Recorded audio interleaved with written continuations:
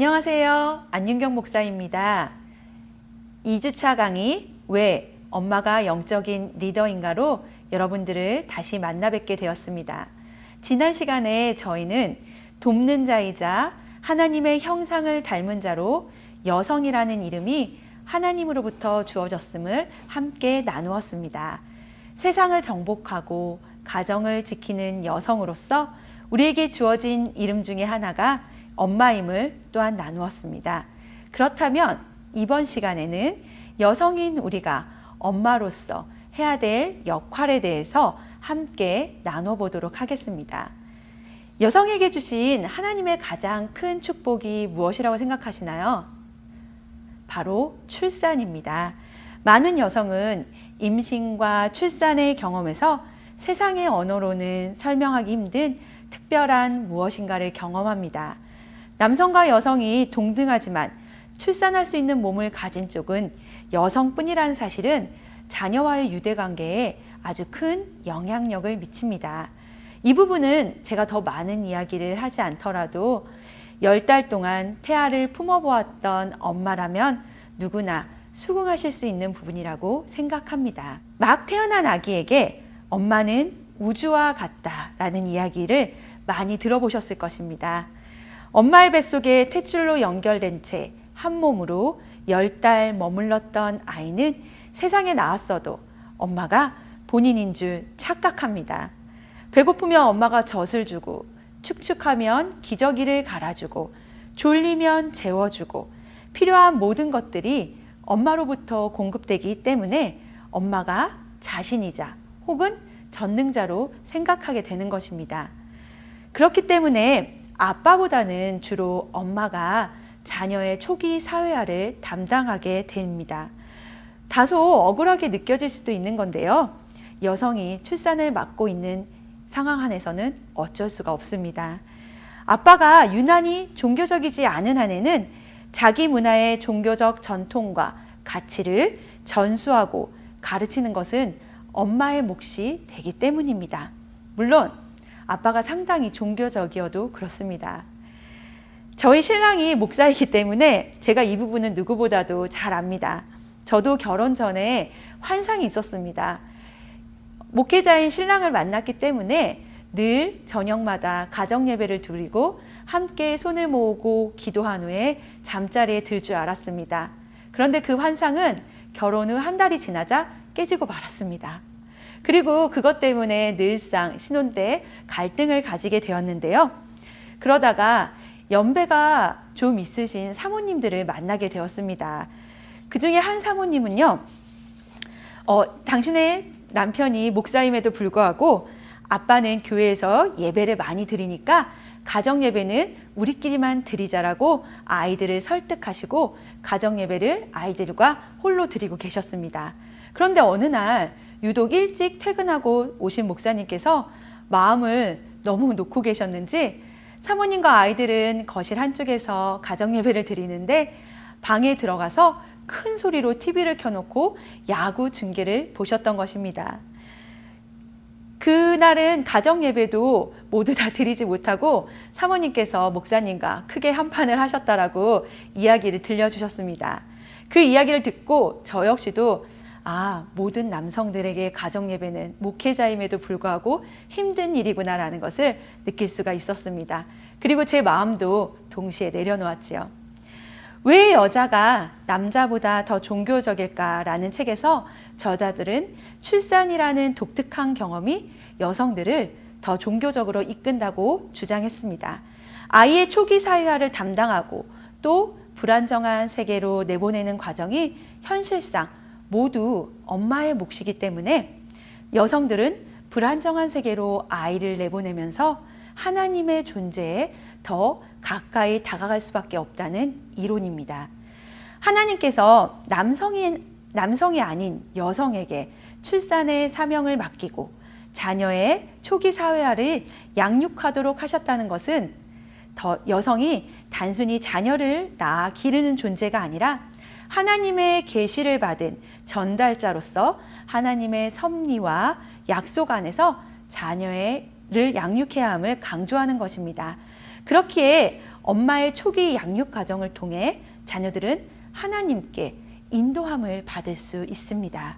가정에서 엄마가 자녀들의 영적인 리더가 되어야 하는 이유가 바로 여기에 있는 것입니다. 오늘은 성경 속 인물의 양육 과정을 통해 하나님께 자녀를 인도하는 영적인 리더로서 엄마의 모습을 살펴보고자 합니다. 이스라엘인들이 가장 존경하는 성경 속 인물이 누구인지 아시나요? 네, 모세입니다. 하나님께서는 모세를 통해서 그의 백성 이스라엘을 애굽으로부터 해방시키셨습니다. 그래서 모세는 히브리인의 역사에 나타난 모든 영웅들 가운데 으뜸의 자리에 서 있습니다. 그는 목이 고든 백성을 40년 동안 광야에서 인도했을 뿐만 아니라 그들에게 율법을 전수하기도 했습니다. 모세를 통하여 십계명과 율법, 규례들이 하나님의 백성에게 전달되었던 것이지요. 또한 모세는 어느 누구보다도 하나님과 가까운 관계를 유지했습니다. 이스라엘 백성들이 가장 존경했던, 가장 좋아하는 모세. 그의 어린 시절은 어떠했을까요? 그는 어떤 어린 시절을 보냈기에 하나님과 가장 가까운 관계를 유지했다라고 성경에 기록되어 있을까요? 그리고 그는 누구에게 하나님의 존재에 대해서 배웠을까요? 우리 같이 성경을 한 구절 읽어보겠습니다. 아므라함의 처의 이름은 요게벳이니 레위의 딸이요 애굽에서 레위에게서 난 자라. 그가 아므람에게 아론과 모세와 그의 누이 미리암을 낳았고. 모세의 엄마 이름은 요게벳입니다. 요게벳이 모세를 가졌을 때는 애굽왕 바로가 히브리 남아 말살 정책을 펼치고 있던 때였습니다. 애굽에서 이스라엘 남자로서는 살아갈 수 없는 시대에 모세가 태어난 것입니다. 당시 이스라엘을 지배하고 있었던 애굽의 바로 왕은 히브리인들이 점점 강성해지는 것을 막아야 했습니다.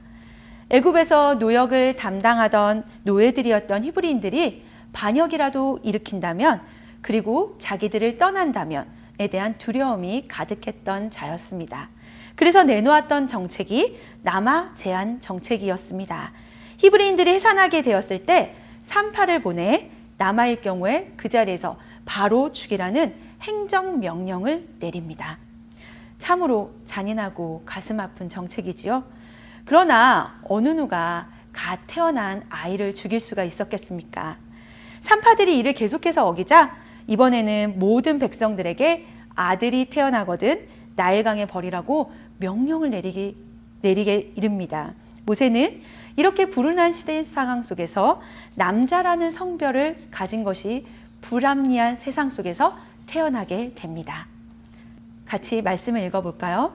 레위 가족 중 한 사람이 가서 레위 여자에게 장가들어 그 여자가 임신하여 아들을 낳으니 그가 잘생긴 것을 보고 석 달 동안 그를 숨겼으나 더 숨길 수 없게 되매 그를 위하여 갈대 상자를 가져다가 역청과 나무진을 칠하고 아기를 거기 담아 나일강과 갈대 사이에 두고 그의 누이가 어떻게 되는지를 알려고 멀리 섰더니.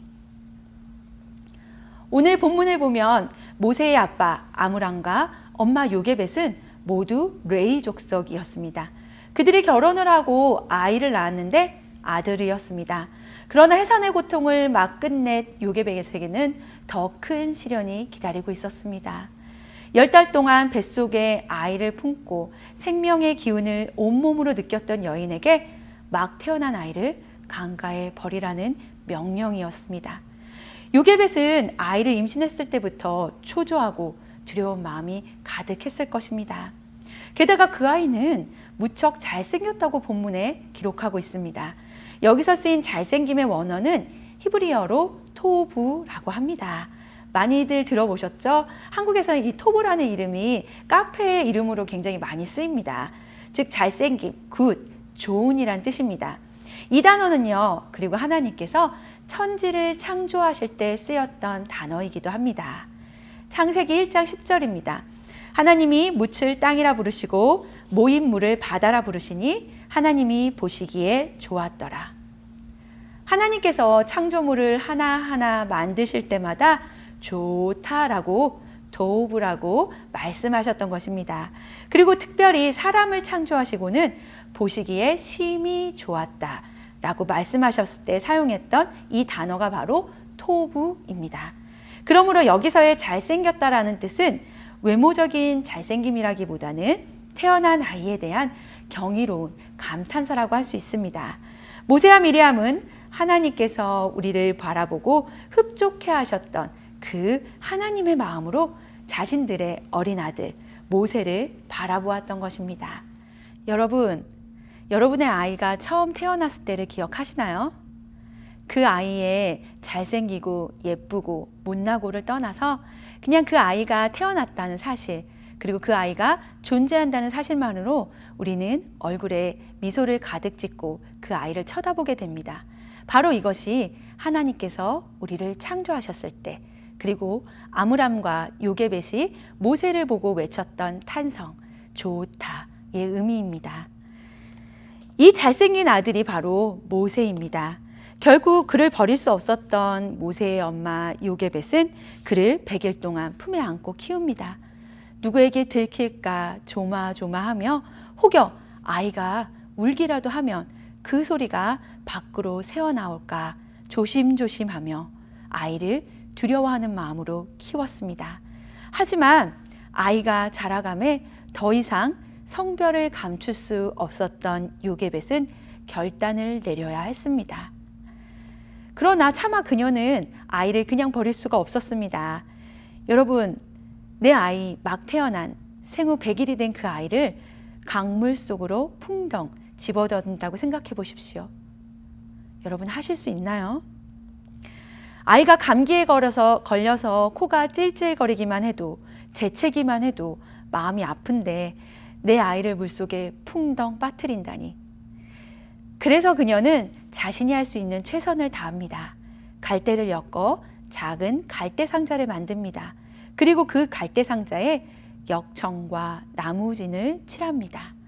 상자에 아이를 담고 나일강과 물이 잘 흐르지 않는 비교적 안전한 곳에 그 상자를 둡니다. 아이를 품에서 떠나보낼 그 갈대 상자를 만들던 요게벳의 마음은 어떠했을까요?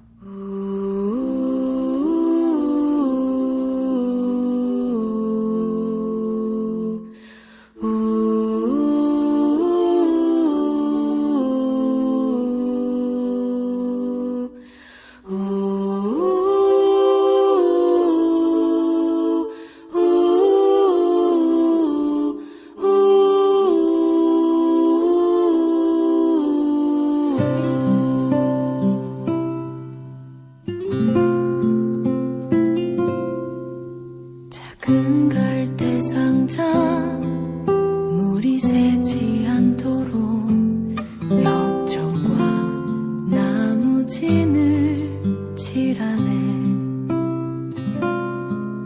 어떤 마음이었을까 그녀의 두 눈엔 눈물이 흐르고 흘러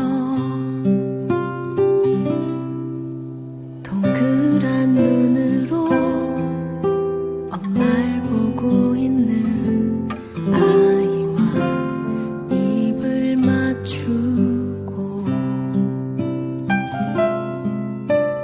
상자를 덮고 가까이에 띄우며 간절히 기도했겠지. 정처없이 강물에 흔들흔들 흘러내려가는 그 상자를 보며 눈을 감아도 보이는 아이와 눈을 맞추며 주저앉아 눈물을 흘렸겠지. 너의 삶의 창조인 너의 참 부모이신 하나님 그 손에 너의 삶을 맡긴다. 너의 삶의 창조인 너를 이끄시는 주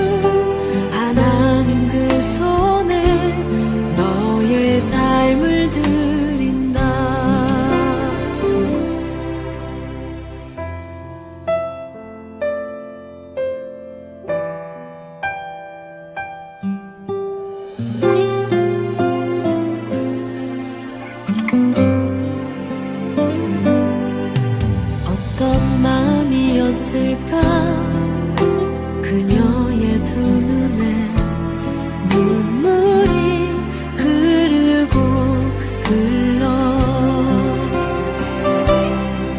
정처 없이 강물에 한들 흘러내려가는 그 상자를 보며 눈을 감아도 보이는 아이와 눈을 맞추며 주저앉아 눈물을 흘렸겠지. 너의 삶의 창조인 너의 참 부모이신 하나님 그 손에 너의 삶을 맡긴다. 너의 삶의 창조인 너를 이끄시는 주 하나님 그 손에 너의 삶을 드린다. 그가 널 구원하시리. 그가 널 이끄시리라. 그가 널 사용하시리. 그가 너를 인도하시리.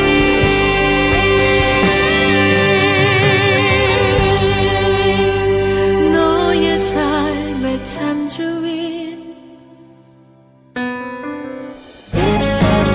너의 삶의 창조인 너의 참 부모이신 하나님 그 손에 너의 삶을 맡긴다.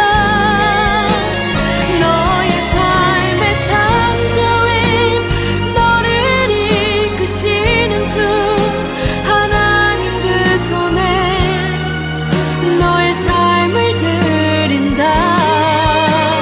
너의 삶의 창조인 너의 참 부모이신 하나님 그 손에 너의 삶을 맡긴다.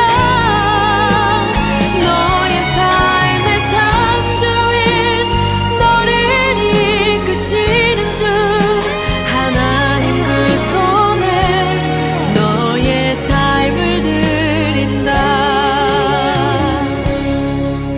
어떤 마음이었을까 그녀의 두 눈에 눈물이 흐르고 흘러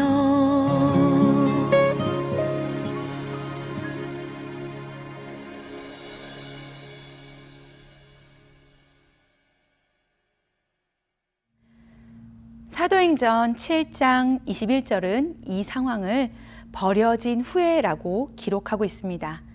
그렇다면 요게벳은 강가에 모세를 버렸던 것일까요? 아니면 방치했던 것일까요? 될 대로 되라, 나부터 살아야겠다 라는 마음이었을까요?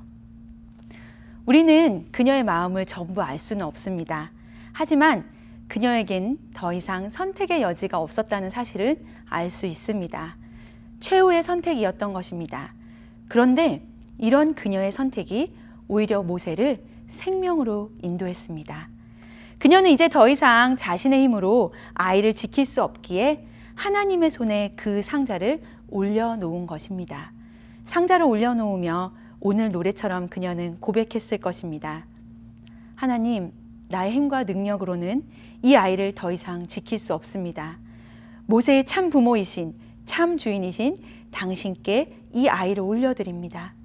당신께서 이 땅에 보내셨으니 이 아이의 생명을 지켜주시고 삶을 책임져 주십시오. 주님, 주님, 간절히 바랍니다. 자, 이제 엄마로서의 우리의 역할은 확실해졌습니다.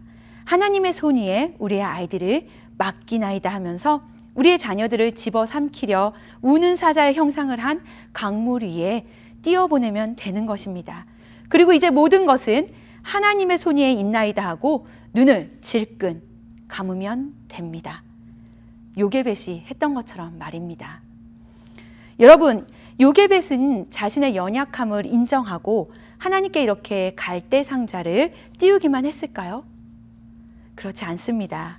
요게벳은 하나님께 아이를 맡기는 동시에 엄마로서 자신이 해야 할 역할을 분명히 했습니다. 말씀을 한 구절 볼까요? 더 숨길 수 없게 되매 그를 위하여 갈대 상자를 가져다가 역청과 나무 진을 칠하고 아기를 거기 담아 나일강과 갈대 사이에 두고. 이 짧은 구절에서 우리는 요게벳을 통해 자녀의 영적인 리더, 엄마의 역할을 발견할 수 있습니다. 먼저 갈대 상자입니다. 당시 갈대는 이집트에서 흔히 볼 수 있는 풀이었습니다. 줄기가 길고 고다 고대에서는 자처럼 측량 자료에 사용되기도 했다고 합니다. 애굽에서는 갈대를 사용해 파피루스라는 종이를 만들기도 했다고 하지요. 이 파피루스에 바로 지금 우리가 읽고 있는 구약 성경이 쓰이기도 했습니다. 또 단단한 특성을 이용해 상자를 만들기도 했습니다. 요게벳은 이 갈대를 모아와 모세를 눕힐 상자를 만들었습니다. 단단한 갈대 줄기를 고르고 골라내 한 올 한 올 엮으며 그녀는 무슨 생각을 했을까요? 만일 여러분들께서 옆에 있는 생후 100일 된 나의 아이를 눕혀 물에 띄울 상자를 만든다고 생각해 보십시오. 여러분은 어떤 마음으로 갈대 상자를 만드시겠습니까? 갈대를 뜻하는 히브리어는 캐논입니다. 이는 성경, 정경을 의미하기도 합니다. 요게벳은 흔들리고 죽음이 넘실대는 강물에 모세를 띄워보내기 위해 그를 말씀으로 무장시켜야 했습니다. 그녀는 하나님의 말씀을 하나하나 엮어 모세를 살려낼 상자를 만들었던 것입니다. 어떤 폭풍우가 와도 어떤 파도가 몰아쳐도 상자가 풀어 헤쳐지지 않도록 말씀으로 단단하게 엮어 상자를 만들었습니다. 갈대줄기를 하나하나 집을 때마다 하나님의 말씀으로 우리 아이를 지키소서. 갈대줄기로 하나하나 엮을 때마다 하나님 말씀으로 우리 아이와 함께 하소서. 갈대 상자는 두려움과 슬픔 가운데 어린 아들을 떠나보내야 했던 엄마 요게벳의 말씀의 방주였던 것입니다. 자, 이렇게 말씀으로 갈대 상자를 물에 띄울 수는 있었습니다. 그런데 이게 끝이 아닙니다. 갈대 상자에 물이 스며든다면 아무리 단단한 상자라도 아무리 튼튼한 상자라도 의미가 없을 것입니다. 아기 모세를 태운 상자는 스며든 물에 의해 점차 가라앉을 것이기 때문입니다. 그래서 요게벳은 단단하게 만든 그 갈대 상자에 역청과 나무진을 꼼꼼히 칠하기 시작합니다. 상자 어느 한 구석도 놓치지 않고 빈틈없이 역청과 나무진을 칠합니다. 역청과 나무진을 칠한다는 것은요, 갈대 상자에 물이 들어가지 않도록 방수 처리를 한다는 것을 의미합니다. 노아가 방주를 만들 때도 하나님께서는 역청을 칠해 물이 들어가지 않도록 배에 방수 처리를 하라고 말씀하셨습니다. 너는 고페르나무로 너를 위하여 방주를 만들되 그 안에 칸들을 만들고 역청을 그 안팎에 칠하라. 요게벳은 어린 아들을 담은 갈대 상자에 물이 들어갈까 봐 역청과 나무진을 칠하며 많은 눈물을 흘렸을 것입니다. 하나님, 이 어린 아들의 생명을 지켜주소서. 하나님, 이 갈대 상자에 축축하고 어두운 물살이 들어오지 않도록 보호하여 주시옵소서. 역청과 나무질을 칠하는 과정은 이 어린 모세를 위해 요게벳이 하나님께 드리는 기도의 시간이었습니다. 여러분, 그렇습니다. 갈대 상자는 말씀을, 역청과 나무지는 기도를 의미합니다. 우리는 언젠가 어둡고 혼란스럽고 흔들리는 강물 속에 우리 아이들을 띄워보내야만 합니다. 이 영상을 보고 계시는 어떤 분들은 이미 나의 자녀를 그 어둡고 혼란스러운, 언제든지 우리 아이들을 집어삼키려 하는 파도가 몰아치는 그 강물 속에 이미 띄어 보내셨을 수도 있습니다. 또한 이제 우리는 바로 몇 개월 앞도 예상하지 못하는 캄캄한 어둠 속에 살아가고 있습니다. 사탄은 언제든지 우리 아이들을 빼앗아가기 위해 문화 속에서 교묘하게 숨을 죽이고 숨어 있습니다. 아주 작은 틈이라도 보이면 그들은 숨겨두었던 발톱을 내밀고 잔인하게 아이들의 생명을 위협합니다. 그러면 우리는 무엇을 할 수 있을까요? 그리고 엄마로서 무엇을 해야만 할까요?